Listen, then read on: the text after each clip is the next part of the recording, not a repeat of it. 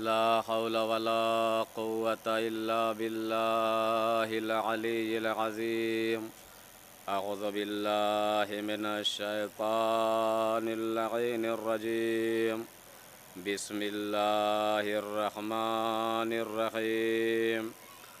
الحمد لله رب العالمين والعاقبة للمتقين والجنة للموحدين والنار للعاصين والصلاة والسلام على أشرف الأنبياء والمرسلين سيدنا ونبينا وشفيع ذنوبنا وحبيب قلوبنا وطبيب نفوسنا مولانا بالقاسم محمد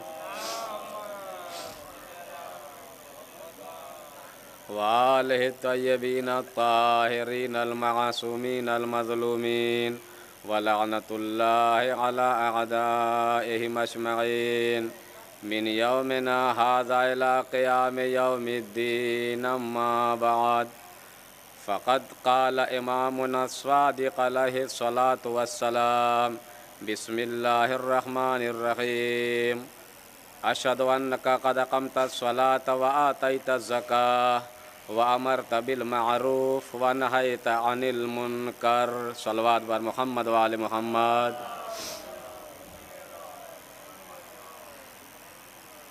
میں بھی بڑے ادب کے ساتھ خاص پور کے مومنین کرام اور انجمن ذوالفقاریہ اور ان کے اراکین سے گزارش کروں گا کہ کم سے کم آپ لوگ جلدی سے ممبر پہ تشریف لے آئیں، اس لیے کہ آپ لوگوں کو پتہ ہے کہ گرمی ہے تو سب کے لیے ہے، سردی ہے تو سب کے لیے ہے، اور یہ مجلس کوئی لمبی مجلس ہونے والی نہیں ہے۔ ابھی مجلس تھوڑی دیر بعد ختم ہو جائے گی، اس کے بعد انجمن ذوالفقاریہ کو لگنا ہی لگنا ہے۔ لہذا میں گزارش کر رہا ہوں کہ میں لمبی چوڑی کوئی تقریر کرنے کے لیے نہیں آیا ہوں، آپ لوگ تشریف لے آئیں کہ کم سے کم تھوڑے بہت آپ لوگ ہو جائیں، ورنہ پھر مجھے مصائب ہی پڑھ کے اترنا پڑے گا۔ ایک صلوات پڑھے بر محمد وآل محمد۔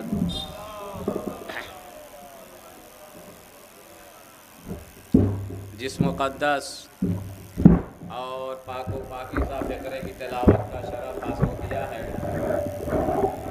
یہ زیارت وارثہ کا فقرہ ہے۔ یہ پاکیزہ اور مقدس فقرہ زیارت وارثہ کا ہے، جو ہمارے اور آپ کے چھٹے امام نے ارشاد فرمایا ہے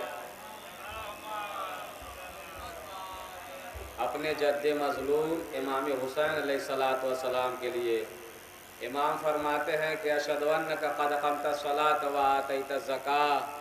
چھٹے امام یہ کہتے ہیں کہ میں گواہی دیتا ہوں کہ آپ نے نماز کو قائم کیا، وآتیت الزکاۃ اور زکوٰۃ ادا کی، وامرت بالمعروف اور نیکیوں کا حکم دیا، ونہیت عن المنکر اور برائیوں سے روکا۔ یہ کون کہہ رہا ہے؟ کس کے لیے کہہ رہا ہے؟ ہمارا اور آپ کا چھٹا معصوم، چھٹا امام کہہ رہا ہے اپنے جد مظلوم کے لیے کہ آپ نے نماز کو قائم کیا، آپ نے زکوٰۃ ادا کی اور نیکیوں کا حکم دیا اور برائیوں سے روکا۔ اور ظاہر سی بات ہے کہ اتنی بات تو سب کو معلوم ہے کہ امام علیہ الصلوۃ والسلام جب مدینہ منورہ سے نکل رہے تھے تو امام نے ارشاد فرمایا تھا کہ میرا مقصد کیا ہے، میرا ہدف کیا ہے۔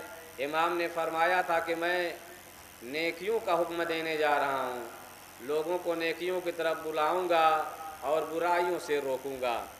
تو امام نے یہ ارشاد فرمایا، اور یاد رکھیں نیکی کا حکم دینا اور برائی سے روکنا ہر مومن کا فریضہ ہے حتی الامکان۔ آدمی کو حتی الامکان یہ فریضہ ادا کرنا چاہیے۔ دیکھیں یہ کہنے سے کام نہیں چلے گا کہ کسی کو کیسے سمجھایا جائے، لوگ برا مان جاتے ہیں۔ دیکھیں یہ دنیا ہے، برا تو مانیں گے، لیکن اگر آپ ان سے کہہ دیں گے تو کم سے کم آپ تو بری الذمہ ہو جائیں گے، آپ کا فریضہ تو ادا ہو جائے گا۔ ورنہ آپ جب تاریخ پڑھیں گے، گزشتہ قوموں کے بارے میں آپ مطالعہ فرمائیں گے تو آپ کو یہ ملے گا کہ گزشتہ قوموں کے اوپر جب عذاب آیا ہے ان کے بد کردار ہونے کی وجہ سے، ان کے برے ہونے کی وجہ سے، تو صرف برے لوگوں پر نہیں آیا، ان لوگوں پر بھی عذاب آیا جو نیک تھے۔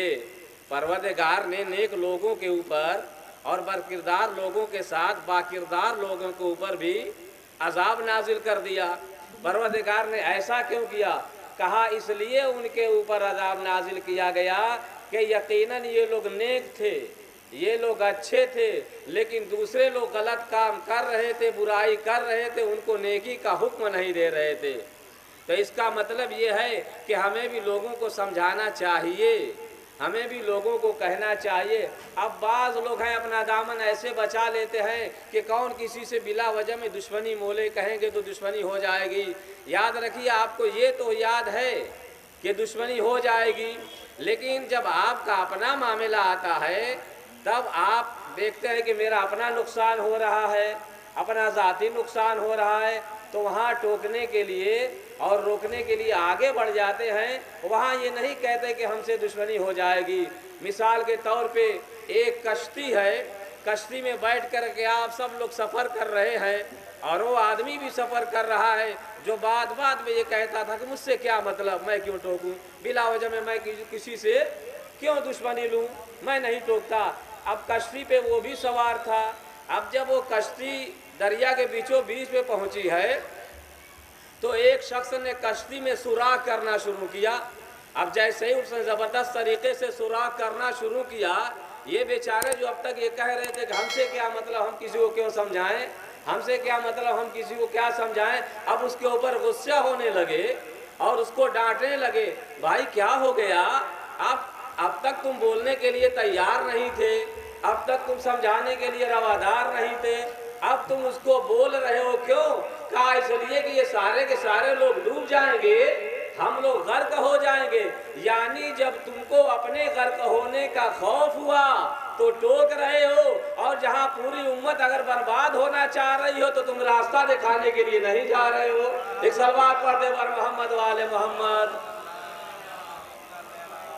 اور یاد رکھیے، جب آپ اصلاح کریں گے، لوگوں کو اچھی باتیں بتائیں گے تو لوگ آپ کے برے بن جائیں گے، لوگ آپ کے لیے دشمنی کا پہلو اختیار کریں گے، اس میں کوئی شک نہیں ہے۔ لیکن آپ کو یہ کہہ کے دامن نہیں بچانا چاہیے کہ ہم سے کیا مطلب۔ انبیاء کی سیرت ہے، ائمہ اطہار کی سیرت ہے، قرآن کا حکم ہے، نبیوں نے فرمایا ہے کیا کہ نیک باتوں کا حکم دیا جائے اور برائی سے روکا جائے۔ دیکھے بغیر کسی تمہید کے اگر میں یہ عرض کروں تو میں یہ کہوں گا کہ ہر امام کا کردار اس سلسلے میں مل جائے گا، لیکن امر بالمعروف کے سلسلے میں ہمارے ساتویں امام کا ایک کردار ہے جو امر بالمعروف سے تعلق رکھتا ہے۔ میں اسی کردار کو عرض کرنے جا رہا ہوں، اور ہو سکتا ہے اس کے بعد انشاءاللہ مجلس میری تمام ہو جائے۔ ساتویں امام کا کردار کیا ہے؟ امر بالمعروف کے حوالے سے علی ابن یقطین کو سب جانتے ہیں، یہ بڑے مشہور ہیں امام کے چاہنے والے۔ جب یہ بغداد کے وزیر اعظم بن گئے تو ان کے پاس ابراہیم کوفی یہ گئے ملاقات کے لیے، بھیٹ کے لیے ان کے پاس گئے۔ تو ظاہر سی بات ہے کہ جب آدمی کے پاس کوئی عہدہ آ جاتا ہے، کوئی منصب آ جاتا ہے تو اسے ٹائم نہیں ہوتا ملنے کا، ملاقات نہیں ہوتی، وہ ملنے سے گھبراتا ہے اور ٹائم نہیں دیتا ہے۔ یہ بیچارے ملنے کے لیے گئے تو علی ابن یقطین نے ملاقات نہیں کی، انکار کر دیا۔ ان کا دل بڑا ٹوٹ گیا، مایوس ہو گئے، اور ٹوٹے ہوئے دل کے ساتھ مایوس ہو کر وہاں سے یہ واپس اپنے گھر بیچارے آ گئے۔ اب اتفاق یہ ہوا کہ علی ابن یقطین کو اسی سال حج پہ جانا ہوا۔ یہ حج پہ گئے، مکہ مکرمہ پہنچے، اور حج کے جو ارکان تھے ان کو ادا کیا۔ ارکان کو ادا کرنے کے بعد سوچا کہ اب مدینہ منورہ چلا جائے، وہاں ہمارے ساتویں امام ہیں، ذرا ان سے سلام کر لیا جائے، ان کے دروازے کا بوسہ لے لیا جائے، اس لیے کہ چاہنے والوں کو یہ پتا ہے کہ اگر ان کے دروازے پر نہ جائیں گے تو نماز نہیں ہے، اگر ان کی محبت نہ ہو تو روزہ روزہ نہیں ہے، اگر ان کی ولایت نہ ہو تو نماز روزہ سے بھی کوئی فائدہ ہونے والا نہیں ہے۔ علی ابن یقطین نے حج کے ارکان کو انجام دیا، امام کے دروازے پر پہنچے اور دروازے پر پہنچنے کے بعد دقل باب کیا. خادموں نے پوچھا کون، کہاں سے آئے ہو؟ علی ابن یقطین نے بتایا کہ میں بغداد سے آیا ہوں، مولا سے ملنا چاہتا ہوں، ملاقات کے لیے میں آیا ہوں. مولا تک خبر پہنچی تو ساتویں امام نے ملاقات کرنے سے انکار کر دیا. کہا کہ میرے پاس ملنے کا کوئی ٹائم نہیں ہے، میرے پاس بھی وقت نہیں ہے. جب میرے ایک چاہنے والے سے وہ نہیں مل سکتا، میرے ایک محب کو، میرے ایک مومن سے ملاقات کرنے سے اس نے انکار کر دیا، تو میں بھی اس سے ملاقات کرنے کے لیے تیار نہیں ہوں، اندر آنے کی اجازت نہیں ہے. امام نے انکار کر دیا. علی ابن یقطین نے بڑی تکلیف ہوئی، یہ ماجرا ہو گیا، اب کیا کیا جائے، کیسے مسئلہ حل کیا جائے؟ تو امام کے پاس علی ابن یقطین نے یہ پیغام بھیجا کہ مولا یہ بتائیے شرط کیا ہے کہ جو آپ سے ملاقات ہو جائے. مولا نے فرمایا کہ ابراہیم تمہارے پاس گئے تھے ملاقات کے لیے، تم نے ان کا دل توڑ دیا، ان کو مایوس کر دیا، ملاقات نہیں کی.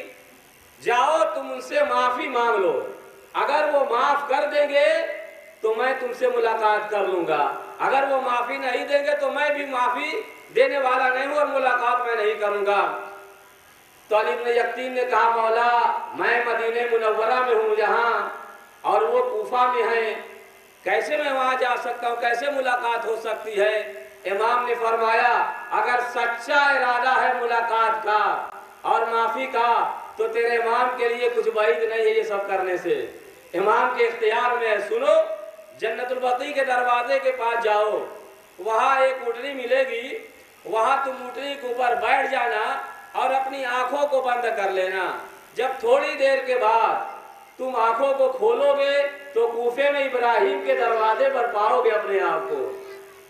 علی ابن یقطین گئے، دروازے جنت البقیع پہ پہنچے، دیکھا ایک ناکہ موجود ہے، اس کے اوپر سوار ہوئے اور جیسے امام نے کہا تھا ویسے ہی کیا. اور جب اپنی آنکھ کھولتے ہیں تو اپنے آپ کو ابراہیم کوفی کے دروازے پر پاتے ہیں. وہاں گئے تک الباب کیا. ابراہیم نے کہا کون؟ پتہ یہ چلا کہ بغداد کے وزیر اعظم علی بن یقطین آئے ہیں. ابراہیم نے جیسے ہی سنا گھبرا گئے فوری طور پہ، یہ ملاقات کے لیے آئے ہیں، خیر تو ہے، آخر بات کیا ہے؟ وزیر اعظم اور ہمارے دروازے پہ، جلدی جلدی آئے، دروازہ کھولا، کہا بات کیا ہے بتاؤ. کہا کہ ابراہیم مجھ سے غلطی ہوئی ہے، تم میرے دروازے پر آئے تھے، ملاقات کے لیے میرے پاس آئے تھے، لیکن میں نے ملاقات نہیں کیا، انکار کر دیا تھا. اب میں مولا کے پاس جب پہنچا ہوں تو مولا مجھ سے ملاقات نہیں کر رہے ہیں، کہہ رہے ہیں کہ تم نے ابراہیم ایک بندے مومن محب اہل بیت کا دل توڑا ہے، جب تک وہ نہیں معاف کرے گا ابراہیم میں تم سے ملاقات نہیں کر سکتا. اے ابراہیم مجھے معاف کر دو. کہا کوئی بات نہیں، جاؤ، میں نے معاف کر دیا. اب علی ابن یقطین کا کہنا یہ ہے کہ میں ایسے نہیں جاؤں گا، آپ نے معاف کر دیا میں چلا جاؤں، میں ایسے جانے والا نہیں ہوں. کوئی نشانی بھی ہونی چاہیے جو نشانی میں لے کر کے جاؤں اور مولا کو جا کر کے دکھاؤں کہ ہاں اے مولا انہوں نے مجھے معاف کر دیا ہے. نشانی یہ ہونی چاہیے کہ میں اپنے بائیں رخسار کو زمین پر رکھتا ہوں اور تم اپنا پیر، گرد آلود پیر میرے دائیں رخسار پر رکھو تاکہ یہ مٹی آ جائے، گرد آلود ہو جائے میرا چہرہ اور میں ایسے جاؤں مولا کو جا کر کے میں دکھاؤں. ابراہیم نے کہا یہ تو نہیں ہو سکتا، جاؤ میں نے معاف کر دیا، یہ کام مجھ سے نہ کراؤ. علی ابن یقطین نے کہا کہ نہیں، تم کو ایسے ہی کرنا پڑے گا، اپنا پیر میرے چہرے پہ رکھو تب میں مولا کے پاس جاؤں گا. اصرار بڑھا تو ابراہیم نے ایسا ہی کیا کہ اپنا گرد آلود پیر وزیر اعظم کے چہرے پر رکھا. ذرا یہ بھی غور فرمائیں، وزیر اعظم تھے وہ اور یہ بندے مومن محب اہل بیت، نشانی رکھ دیا اور وہ لے کر کے جیسے آئے تھے ویسے ہی واپس چلے گئے. وہاں گئے تو مولا نے جانے کے بعد پھر اجازت دی کہ علی ابن یقطین کو اندر بلایا جائے. علی ابن یقطین گئے، سلام کیا، مولا کے ہاتھوں کو چوما، مولا سے ملاقات کی، زیارت کا شرف ہوا. اب اس میں میسج کیا ہے، اس میں بات کیا ہے؟ نصیحت ہے، ہدایت ہے. مولا نے خاص ہدایت اس کو فرمائی. مولا نے فرمایا کہ علی ابن یقطین دیکھو कभी भी अगर तुम मेरे पास आओगे मुलाकात के लिए और किसी बंदे मोमिन को सता कर आओगे, किसी बंदे मोमिन का दिल तोड़ कर आओगे, तो मैं तुमसे मुलाकात करने वाला नहीं हूँ। अरबाब करम इमाम बताना ये चाहते हैं कि अगर बंदे मोमिन का दिल तोड़ करके जाओगे तो इमाम मुलाकात करने के लिए तैयार नहीं है। आज हम जो ज़ियारत पे जा रहे हैं, आज हम जो हज पे जा रहे हैं, आज मकामात मुक़द्दसा की ज़ियारत के लिए जा रहे हैं, तो हमें भी ये सोचना चाहिए कि ऐसा नहीं तो ऐसा तो न हो कि हमसे कोई मोमिन खफा हो और हम चले जाएं, किसी के ऊपर हमने जुल्म किया है और माफ़ी मांगे बगैर चले जाएं। अगर किसी को सता करके जाओगे, किसी को दिली तकलीफ दे करके जाओगे, किसी बंदे मोमिन का दिल तोड़ करके जाओगे, तो इस वाक़े से पता ये चलता है कि तुम जाओगे, ज़ियारत तो हो सकती है, लेकिन हो सकता है कि ज़ियारत मौला की बारगाह में कबूल ना हो। एक सलवात पढ़ दे बर मोहम्मद वाले मोहम्मद। और अगर हिदायत की बात या इस्लाही गुफ्तगू आप करें, नमाज की बात आप करें, रोज़े की बात करें, लोगों को समझाएं और आप बताएं, तो हो सकता है कभी कभी ऐसे भी लोग होते हैं जो आपसे ये कहेंगे जब देखो नमाज की बातें होती है, जब देखो रोज़े की बातें करते रहते हैं, जब देखो खुमुस और ज़कात की बातें करते रहते हैं दुनिया में ऐसे कहने वाले जो इतराज़ भी करते हैं वाज़ नसीहत करने वालों के ऊपर। लेकिन याद रखिए कि हारून रशीद का ज़माना है, एक रास्ते से वो गुज़र रहा था, जाहिर सी बात है वो बादशाह वक्त है, उसके पास फौज है, उसके पास लश्कर है, सारी चीज़ों को लेकर के वो गुज़र रहा है। सड़क के किनारे एक फ़कीर बैठा हुआ था, फ़कीर ने उसको बुलाया, ए बादशाह ज़रा मेरी एक बात सुन ले। अब हारून रशीद इतना बड़ा बादशाह, इतना बड़ा लश्कर, कहाँ से उसकी बात सुनता, पलट कर भी नहीं देखा कि कौन पुकार रहा है, क्या कह रहा है। उसने दोबारा कहा, बादशाह ज़रा मेरी एक बात सुन ले, मैं एक बात कहना चाहता हूँ। बादशाह सुनने के लिए तैयार न हुआ। तो अब इसके बाद जो फ़कीर ने जुमला कहा उसे तवज्जो से सुन ले बस। फ़कीर ने उसके बाद कहा कि बादशाह तुझे लश्कर के ऊपर बड़ा घमंड है, तुझे दौलत और सल्तनत के ऊपर बड़ा घमंड है, फ़कीर की थोड़ी सी बात नहीं सुनने को तैयार है। ए बादशाह तुझे इतना मालूम होना चाहिए कि मैं उस चींटी से ज़्यादा हकीर नहीं हूँ जो सुलेमान को रोक करके बात कर रही थी, और तू सुलेमान से बड़ा पैगंबर नहीं है कोई कि सुलेमान रुक करके पैगंबर जैसे और चींटी की बात सुन रहे थे। अरबाब नदर, अगर आप किसी से तबलीगी गुफ्तगू करें, आप किसी को वादो नसीहत करें और आपसे कोई कहे कि हम तो आपकी बात ना सुनेंगे, जब देखो वो इसी तरह की बातें करते रहते हैं, तो उससे कुछ न कहिएगा, सिर्फ यही एक जुमला कह दीजिए, मेरी बात मानो ना मानो, कम से कम ये तो देख लो खुदा क्या कह रहा है, नबी क्या फरमा रहे हैं। एक सलवात पढ़ दे बर मोहम्मद वाले मोहम्मद। तो सरकार सैयदुश्शोदा इमाम हुसैन अलैहिस्सलातु वस्सलाम ने इतनी अजीम कुर्बानी दी, लोगों की हिदायत के लिए आए थे, सल्तनत के लिए नहीं आए थे, लोगों को समझाने के लिए आए थे, हुकूमत के लिए नहीं आए थे, लोगों को जलालत के गार से निकाल कर इंसानियत की बुलंदो बाला सतह तक पहुंचाने के लिए आए थे। और इमाम ने आने के बाद करबला के मैदान में अपनी और अपने असहाब की और घर वालों की अजीम कुर्बानी देकर दुनिया के ऊपर ये वाज़े कर दिया कि देखो हम दीन को बचाने के लिए आए थे, हम सिर्फ दीन की बका चाहते थे, इसलिए हम यहाँ आए थे, हमें हुकूमत और दौलत की कोई ज़रूरत नहीं थी। अरबाब अज़ा एक वक्त वो आया कि जब आशूर का मौका आता है, तो आशूर के दिन इमाम अलैहिस्सलातु वस्सलाम ने अपनी कुर्बानी दी, असहाब के साथ, अंसार के साथ, सबको राह खुदा में कुर्बान कर दिया। अज़ादारों करबला के मैदान में जो जितनी जल्दी चला गया उसकी उतनी ही जल्दी मुश्किल दूर हो गई। इमाम अलैहिस्सलातु वस्सलाम आखिर में गए और जाने के बाद अपने आप को भी राह खुदा में कुर्बानी दे देते हैं। लेकिन अरबाब अज़ा करबला के मैदान में असर आशूर तक जो चले गए, वो जाने के बाद हौज़े कौसर सब सैराब हो रहे हैं, جانے کے بعد پانی بھی پی رہے ہیں، ان کی مشکلیں حل ہو گئی ہیں، لیکن اب میں نہیں بتا سکتا کہ ثانیہ زہرا نے اب مصائب کو کیسے جھیلا ہوگا، ام کلثوم نے کیسے برداشت کیا ہوگا، سکینہ کی پیاس کیسے بجھی ہوگی، عابد بیمار کے دل پر کیا گزری ہوگی۔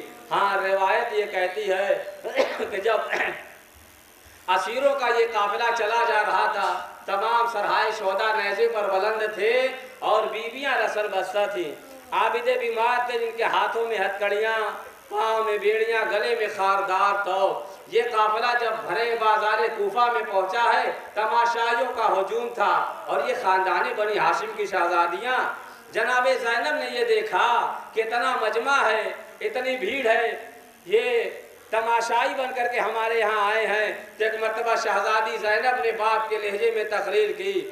سب سے پہلے شہزادی زینب نے فرمایا کہ اے اہل کوفہ خاموش ہو جاؤ۔ ارباب ازا اس لفظ میں اتنی تاثیر تھی کہ ہوا کی سرسراہٹ، پرندوں کی پھڑپڑاہٹ اور اونٹوں کے گردنوں میں جو گھنٹیاں بدھی ہوئی تھی وہ سب کی سب خاموش ہو گئیں، آدمی تو بجائے خود۔ اب اس کے بعد شہزادی زینب نے بیان کرنا شروع کیا اور بتایا کہ دیکھو ہم کون ہیں، ہمیں یہ کہا گیا کہ ہم باغی ہیں، تم لوگوں کو پتہ نہیں ہم باغی ہیں یا ہم کون ہیں، ارے ہم خاندان بنی ہاشم کی شہزادیاں ہیں، ہمارے گھر سے دنیا نے پردہ سیکھا ہے، ہمارے گھر سے دنیا نے اسلام لیا ہے، درس عبرت حاصل کیا ہے، اور آج ہمیں اس طرح سے پھرایا جا رہا ہے۔ جب لوگوں کو یہ پتہ چلا کہ یہ تو رسول اللہ کے گھر والے ہیں، یہ تو علی و زہرا کی بیٹیاں ہیں، تب لوگوں نے رونا چلانا شروع کیا، یہاں تک کہ رونے کی آواز آسمان تک پہنچی۔ اب وہاں سے قافلہ ملعونوں نے گزارا، کہا یہ جاتا ہے کہ بی بی سکینہ کا اونٹ بھی گزر رہا تھا، ایک چھت کے پاس سے گزرا جہاں ایک ام حبیبہ نامی خاتون تھی، جب گزرتے ہوئے کمسن قیدی کو دیکھا تو ام حبیبہ نے یہ کہا اے کمسن قیدی میں تمہیں پانی پلاؤں گی، تو بہت پیاسی لگ رہی ہے، لیکن میرے لیے 3 دعائیں کر دے۔ پہلی دعا تو یہ کر دے کہ جس طرح سے تو قید ہوئی ہے میری اولاد اس طرح سے اس مشکل میں نہ پھنسے، اور جس طرح سے تو یتیم ہو گئی ہے میرے بچے یتیم نہ ہونے پائیں۔ اس کے بعد جناب سکینہ یہ کہتی ہیں بتاؤ تمہاری تیسری دعا کیا ہے؟ وہ کہتی ہے کہ تیسری دعا یہ ہے کہ دعا کر دو کہ اللہ تعالیٰ مجھے توفیق دے کہ مجھے حج نصیب ہو جائے، میں مکہ مکرمہ جاؤں، میں حج کروں، اور حج کے ارکان کو انجام دینے کے بعد مدینہ منورہ جاؤں، مدینہ منورہ جانے کے بعد شہزادی زینب کی زیارت کروں۔ ایک زمانہ ہو گیا شہزادی زینب کو میں نے دیکھا نہیں ہے، بہت زمانے تک میں ان کی کنیزی میں رہی، میں ان کی خدمت میں رہی، بہت سا درس میں نے ان سے لیا ہے، بہت کچھ میں نے شہزادی زینب سے سیکھا ہے، تو میں مدینہ منورہ جاؤں گی اور زینب اولیاء مقام کی زیارت کروں گی۔ اتنا سننا تھا کہ سکینہ نے شہزادی زینب کی طرف دیکھنا شروع کیا، جیسے ہی شہزادی زینب کی طرف دیکھا ایک مرتبہ جناب زینب یہ فرماتی ام حبیبہ بچی سے کیا بات کر رہی ہو، میری طرف دیکھو، مجھے پہچاننے کی کوشش کرو میں کون ہوں۔ ام حبیبہ یہ کہتی ہے چہرہ تو دیکھا ہوا لگتا ہے لیکن میں پہچان نہیں سکتے کہ کون ہو۔ ایک مرتبہ شہزادی زینب نے تھوڑا سا بالوں کو ہٹایا، کہا آپ پہچاننے کی کوشش کرو، نہیں پہچان سکے، تو ایک مرتبہ جناب زینب نے تڑپ کر یہ کہا یا اللہ اب ہمارے یہ حالت ہو گئی ہے کہ ہمارے چاہنے والے بھی ہمیں نہیں پہچان پا رہے ہیں۔ شہزادی زینب یہ کہتے ام حبیبہ تم نے نہیں پہچانا، ارے میں ہی زینب علی کی بیٹی ہوں۔ جیسے ام حبیبہ نے سنا سر و سینہ کو پیٹنا شروع کیا، اے شہزادی آقا حسین کہاں گئے؟ قمر بنی ہاشم عباس کہاں ہے؟ ارے شبیہ پیغمبر علی اکبر کہاں گئے؟ شہزادی زینب نے بیان کرنا شروع کیا، اے ام حبیبہ کربلا کے میدان میں بھرا گھر اجڑ گیا، بھیا کی شہادت کے بعد خیمے جلا دیے گئے، چادریں چھین لے گئے، سروں کو نیزے پر بلند کیا گیا، ہمیں اسیر کیا گیا اور سرائے شہداء کو نیزے پر بلند کیا گیا۔ شہزادی زینب درد بھرے لہجے میں یہ داستان سنا رہے تھے۔ اس کے بعد ظالموں نے اونٹوں کو آگے بڑھا دیا، ام حبیبہ نے سر و سینہ کو پیٹنا شروع کیا اور چیخ مار کر کے گریا کرتی ہے، واہ علیہ واہ حسینہ واہ زینبہ، انا للہ و انا الیہ راجعون۔ اللہم اغفر للمؤمنین والمؤمنات والمسلمین والمسلمات الاحیاء منہم والاموات، تابع بیننا وبینہم بالخیرات، انک مجیب الدعوات، انک علی کل شیء قدیر۔